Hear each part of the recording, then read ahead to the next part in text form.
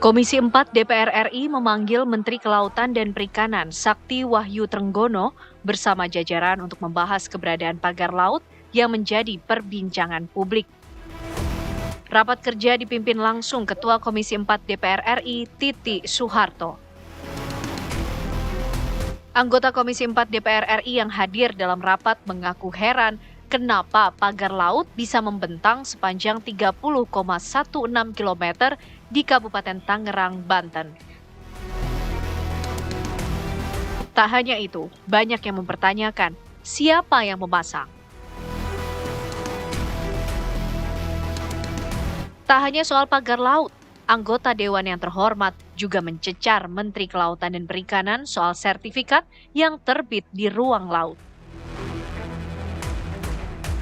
Sementara, Menteri Kelautan dan Perikanan Sakti Wahyu Trenggono menegaskan kementeriannya telah bekerja sesuai kewenangan dan dasar regulasi.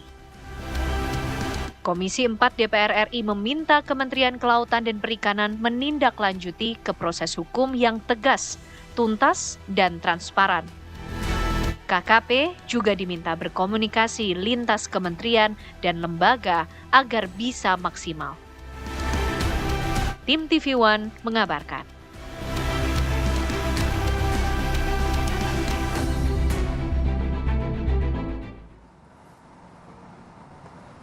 Terima kasih Anda masih menyaksikan Apa Kabar Indonesia Pagi. Pemirsa, tadi kita sudah menyimak berita mengenai pagar laut gaib, di mana kemarin juga Komisi 4 telah memanggil KKP untuk membahas bagaimanakah penyelesaian lebih lanjut dan juga cepat untuk kasus pagar laut ini, Andi Kumala dan juga pemirsa. Tentunya pada pagi hari ini kami akan membahas bagaimanakah kelanjutan dari kasus pagar laut ini dengan beberapa narasumber yang telah terhubung secara Zoom ataupun daring.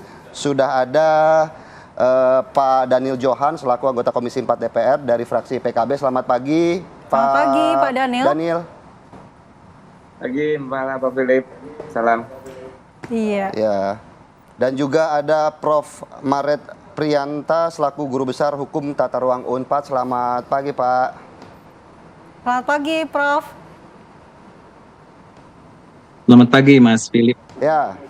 Selamat pagi, Mas Philip, Mbak Mala.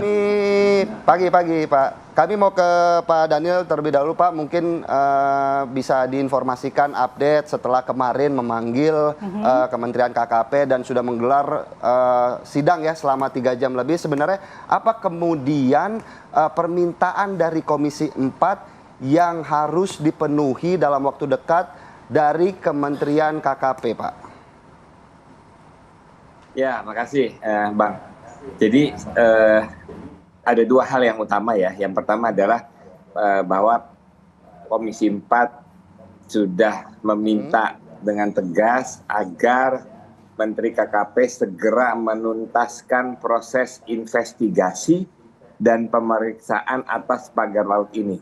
Kita DPR memberikan waktu 20 hari kepada Menteri KKP dan nanti seluruh hasilnya akan disampaikan di dalam raker berikut.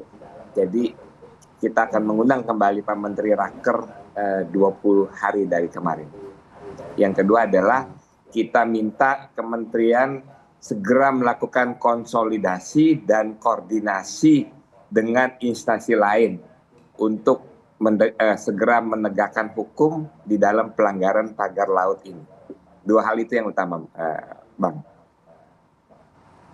Baik, Pak Daniel, untuk tenggat waktu selama 20 hari ini apakah memang selama itu adalah tenggat yang telah disetujui oleh kedua pihak maupun Komisi 4 dan juga KKP, atau karena kan ini semua bukti sudah terpampang terbuka lebar begitu, apakah mungkin tidak bisa dipercepat untuk penyelesaian kasus pagar laut ini, Pak? Ya, istilah kami adalah secepat-cepatnya, tetapi kesepakatan waktu secara angka itu kami sama-sama menyepakati paling lambat 20 hari sudah harus ada hasil yang disampaikan. Paling lambat berarti, Pak, ya? Berarti lebih cepat bisa memungkinkan ya, Pak, ya? Ya, apakah Komisi 4 DPR juga berencana untuk membentuk pansus, Pak, terkait dengan untuk lebih mengawasi lagi penyelidikan kasus ini biar cepat selesai, Pak?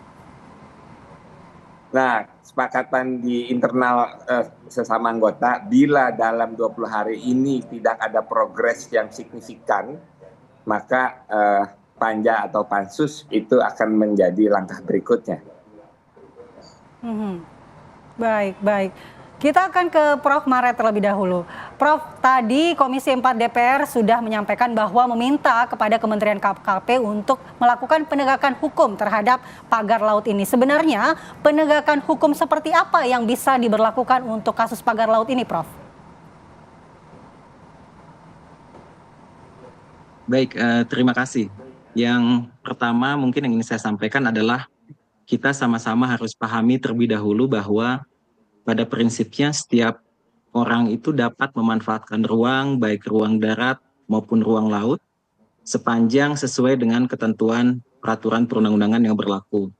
Yang saat ini kita kenal ada rencana tata ruang yang sudah kita sepakati bersama. Tentu penegakan hukum harus didasarkan pada asas kepastian hukum. Jadi menurut hemat saya, penegakan hukum di satu hal, tapi di hal lain perlu juga kita identifikasi sebetulnya apa yang menjadi akar permasalahan yang terjadi saat ini, sehingga kemudian banyak sekali perbedaan pendapat, kemudian dinamika yang terjadi di masyarakat, dan ke depan seharusnya kita juga bisa membenahi begitu ya peraturan dan kebijakan supaya masalah ini tidak terjadi. Ya, Prof. Sebenarnya untuk kasus pagar laut ini kan sudah dilakukan pembongkaran. Apakah langkah pembongkaran pagar ini sudah tepat sebelum selesainya penyelidikan atau penegakan hukumnya, Prof?